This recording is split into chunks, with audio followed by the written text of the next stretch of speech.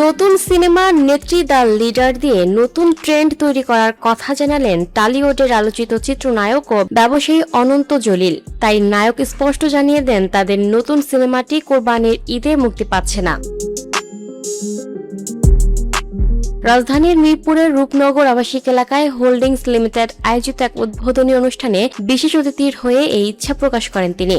সেখানে বর্তমান ব্যস্ততা প্রসঙ্গে সম্প্রতি অনন্ত জলিল জানান, পরিবারের সঙ্গে রোজার ঈদে দেশের বাইরে ছিলেন। ব্যক্তিগত সফর শেষে দেশে ফিরে ব্যবসায় মনোযোগী হয়ে পড়েন। একাধিক ব্র্যান্ডের উদ্বোধন নিয়েও ব্যস্ত সময় পার করেছেন। তবে এবার সিনেমাতেও সময় দিচ্ছেন তিনি। নেত্রী দ্য লিডার প্রসঙ্গে নায়ক বলেন, ইদানিং দেখছি ঈদ ছাড়া নতুন সিনেমা রিলিজ হচ্ছে না। এমনটা চলতে থাকলে হল মালিকদের কি হবে? তাই ঠিক করেছি নেত্রী দ্য লিডার ঈদে মুক্তি দেব না। কোরবানি ঈদে আমাদের কোনো সিনেমা রিলিজ হবে না। ঈদ ছাড়া রিলিজ হবে নেত্রী the leader.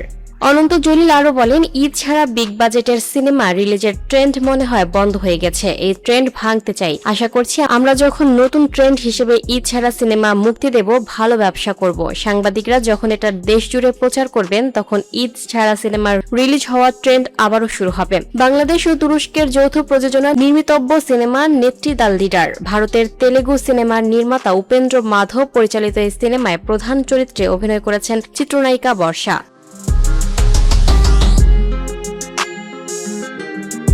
Lucky Akter, up to date news, Dhaka.